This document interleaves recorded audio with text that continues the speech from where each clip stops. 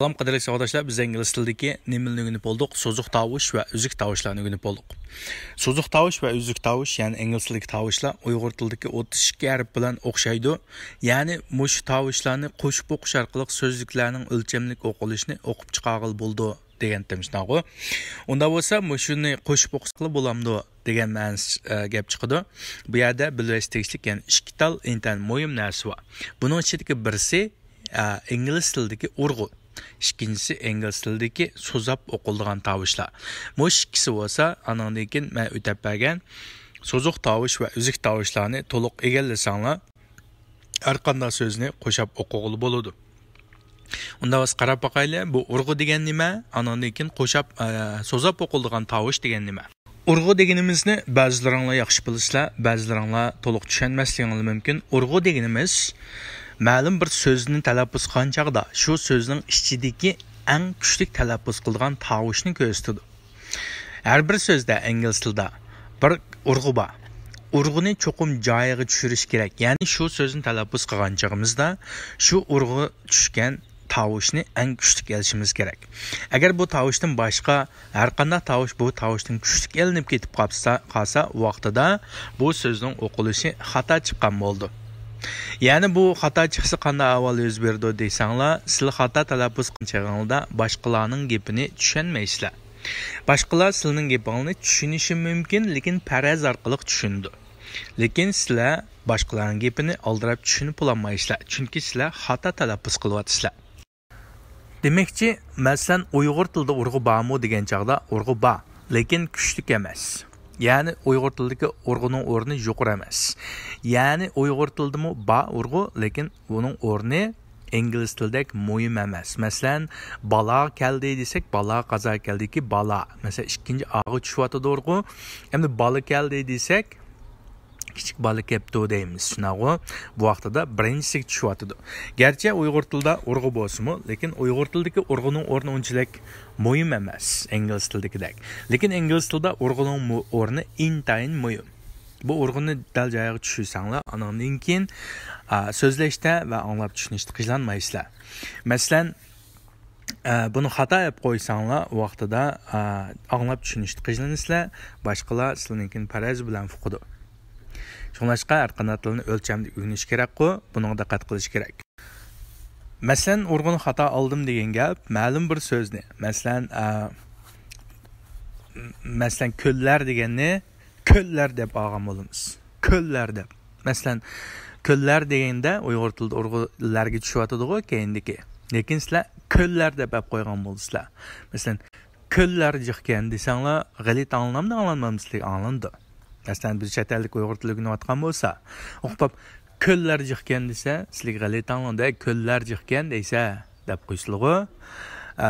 Masalan, uyda tavuz bor ekan deganni bir chet ellik o'rgan deyli. O tavuz deganning urg'usini yaxshi tushunmay, tavuz deganni tavuz dedi masalan.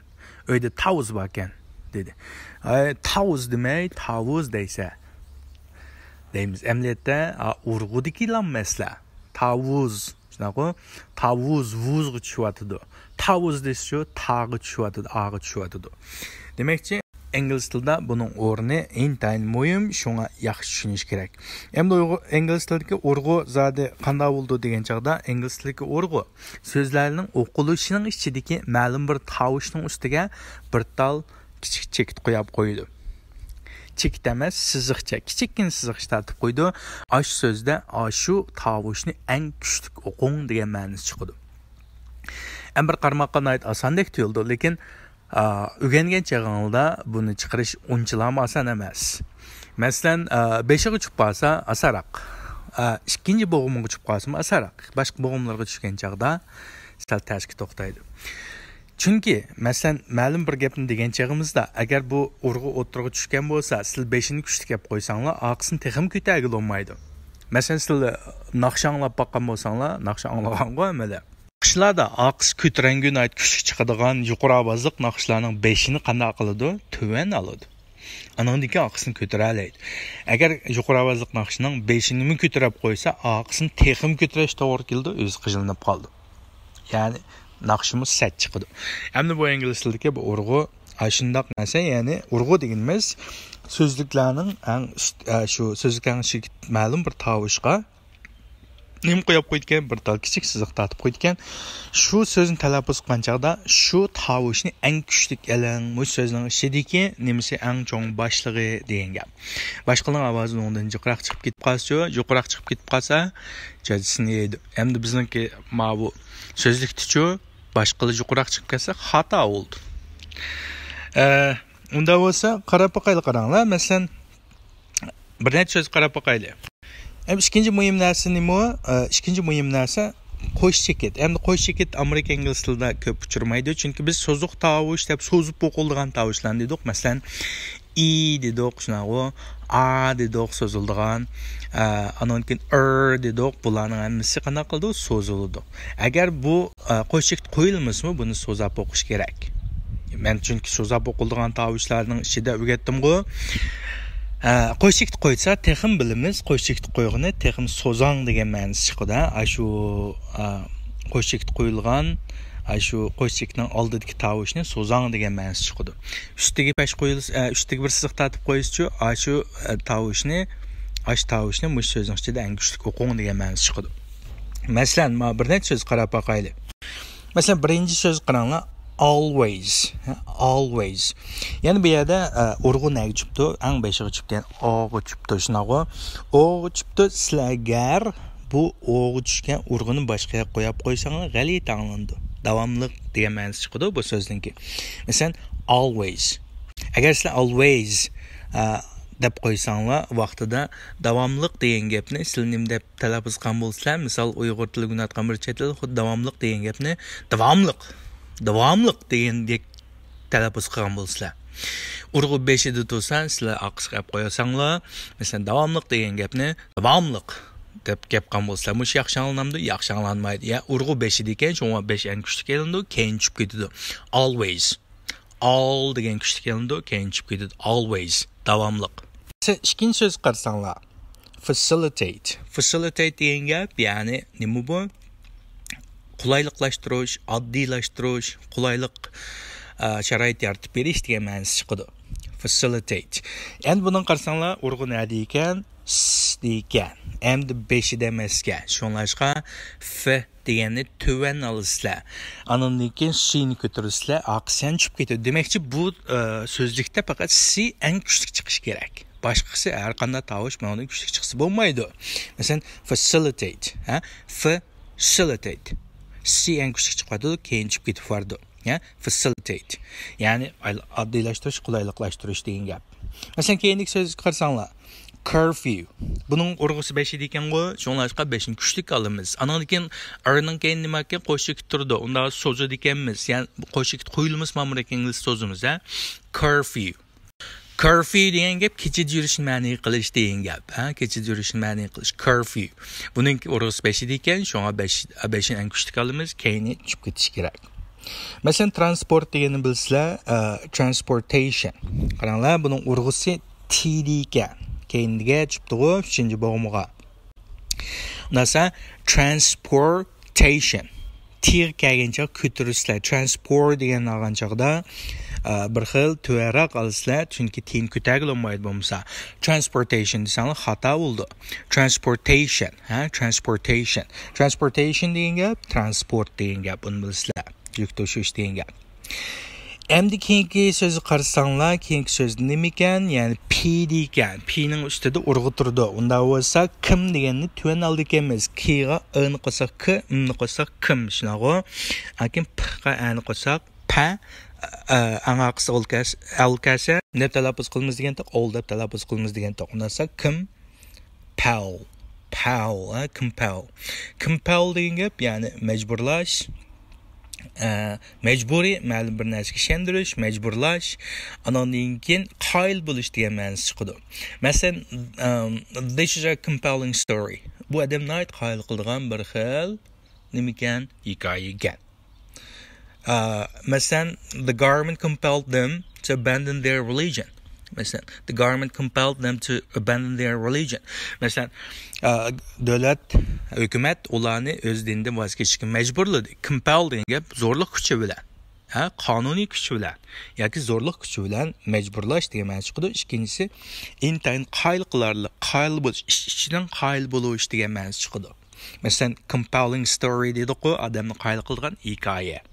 Endi keyingi so'zningki urg'usini aytibdi, tiri chupda o'tirsa ekan shunaqo. Undasa pan deganni tuyan olamiz. Masalan, pig'ani qo'ysak pa, ni qo'ysak pan shunaqo. Ankimgan tikkan tiqini qo'ysak te, fiqini qo'ysak fe, tefe, kqa ayni qo'ysak kate, ni qo'ysak kate. Pan, tefe, kate shunaqo. Pontificate. Endi bu yerda urg'u ti ekan. Unda bo'lsa pan degan tuyan oldi ekansizlar. Pontificate, Pontificate. Yani tin kuchli qolgandan keyin yanchib ketish kerak. Pontificate. Yani demakchi bu pontificate degan gap, yani o'ziningni rastlab turib so'zlash degan gap. Xuddi o'ziningki shu da'vatgan gapidan boshqa, ideyasidan boshqa har qanday ideya xato, meningki birdan bir to'g'risi deb so'zlashni ko'rsatadi. Masalan, politicians always pontificate. Politicians always pontificate. Yani siyasetçiler davamlıq meningkinlam to'g'ri deb turib so'zlaydi. Politicians always pontificate. Yani siyasetçiler davamlıq o'zimnikini to'g'ri deb so'zlaydi. Endi yana bir narsani nima degan to'q, so'zadigan ya degan to'q. So'zadigan ya mu intayin muhim. Ba'zi so'zlarni so'zadigan yani so'zmasanglar, uning ma'nosi o'xshamaydigan chiqib qoladi. Masalan, u tirnoqning ichiga qarab boqaylik. Birinchisi nimkan sqa en qo'shaq se, tni qo'shaq sit, sit o'ltirish degan ma'nosi chiqadi. Ham buni agar ni so'zab qo'ysanglar, sit deb qo'ysanglar, buni o'rin degan ma'nosi chiqadi. Shunlashqa bu yerda nima muhimkan, ya'ni so'zab o'qiladigan yerlarmi intayin muhimkan. Intayin muhimkan. Keyingi so'zni qarab boqaylik. Endi oxirgi so'zni qarab boqaylik. Buning urg'usi 5 ekan. Birinchi tovush nima ekan? G ekan. Ikkinchi tovush nima ekan? R ekan. R'ni qo'ysak ra, gra. Nima ekan? V ekan. Ya'ni ustingi shaxsning aslan qalbga taqishgan v ekan. V qolni qo'ysak vol. Chunki alni oxirida ol deb talaffuz qilamiz. So'zning oxirida gap qasdigan tuqu. Unda bo'lsa bu yerda gravel degan gap, ya'ni nima desanglar xushamat qilish degan gap. Yani bu xushamat qilish bo'lgan chaqda intayin pastlash xushamat qilish. Yani yalqini yalashma deb qo'yamiz shunaqa satlash turib. Xushamat qilish, yalqini yalash, bosh egish, tizilnish degan ma'nosi chiqadi. Yani bu yalqi bir xil xushamat yusidan tizilni bosh urib ketdi deb qo'yamiz-ku, xushamat qilish degan ma'nosi chiqadi. Gravel. Gravel. I will never grovel to you. Masalan, men sana hargiz xushamat qilmayman. Deymiz-ku. I'll never grovel to you. Men sana xushamat qilmayman. Yani ingliz tilida yig'ib kelsak, xulosalasak, ingliz tilida tovushlardan boshqa, ingliz tilini talaffuz qilgancha qo'shib o'qish qoidasining ichida intayin muhim bo'lgan ikki narsa bor ekan. Birisi urg'u. Urg'u nima bilan ifodalanadi ekan? Shu so'zning ichidagi ma'lum bir tovushning ustiga bir tal belgi qo'yib qo'yish orqali ifodalanadi ekan. Endi qo'shchilikning ifodasi sal so'zon degan ma'nosi chiqadi ekan. Sizlar shu men o'tgan tovushlarni to'liq egallasanglar, anandagi ikki qoidani bilsanglar, har qanday so'zni qo'shib o'qisanglar bo'ladi. Lekin darhallam bilib ketalam nima yo'q. Biz bir mezgil mashq qilgandan keyin anandagi qo'shib o'qish qoidasini o'rganalaysizlar. Buning muhimligi intayin muhim ingliz tilida. Agar buni yaxshi qilmasanglar, agar buni yaxshi tushunmasanglar, vaqtida o'zingizga ishonch olmaydi, og'zingizga ochilmaydigan, ya'ni gacha ingliz tili bo'lib qoldi. Chunki men boshda dedim, ya'ni ingliz tilida og'iz tilining intayin tiz ochilishdagi intayin muhim omillarning birisi siz o'zingizga intayin ishonchinglar bo'lish kerak. O'zingizga ishonch bo'lish uchun siz ma'lum so'zning o'qilishini %100 mushna talaffuz qiladi deb o'zingizga ishonishingiz kerak. Buning ishonish uchun siz bilishingiz kerak, shunaqo. Demakchi, bu ikkisi ingliz tilida tovushlardan qolsa qo'shib o'qishda intayin muhim. Shuning bilan bizningki ingliz tilidagi tovush qismi mushad oxirlashidi. Biz tovushlarni o'rgatdik, so'ziq tovush, uzuk tovushlarni. Anandan keyin qo'shib o'qish qoidasi ichidagi ikki muhim narsani dedik, bundan boshqa narsa yo'q. Shunlashqa mushki narsani qo'shib, anandan keyin tovushlarni o'zaro qo'shib, mushki narsaga diqqat qilsanglar, so'zliklarning o'lchamlik o'qilishi chiqadi. Endi bu urg'u bilan so'zga ya'ni yaxshilanmagan chog'imizda garchi bizning tovushlarninkini yaxshi asalmi, lekin g'alati chiqadi. Masalan, transportation dedik, masalan transport dedik. Transport degan gapni agar beshiga qo'ysanglar, transportation desanglar, xuddi transport degandek bo'lib qoldi. Mesela Uyghur tilini aytqandek transport degandek bo'lib qoldi. Bu endi xafa bo'lgandekmi yoki yaxshi bilmadimi deb bir xil anglandiku qulqimizga. Sho'ng bu ikki narsaning o'rni ingliz tilida intayin muhim, bek muhim. Xuddi yaxshimisiz deganni yaxshimisiz urg'usini keyin tushiraysan yaxshimisiz degan gap bo'ldi. Bu bir g'alita yoki mazaq qilgandek anglandi.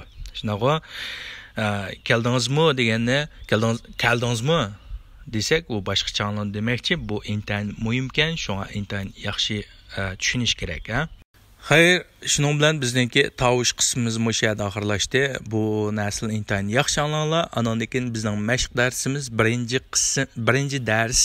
ikkinchi dars bilan qo'shilgan holda tovushlarni biroqli mashq qilamiz. Mashq darsininki vaqtini men ayrim uqtirma. Xayr, xush vaqt bo'linglar.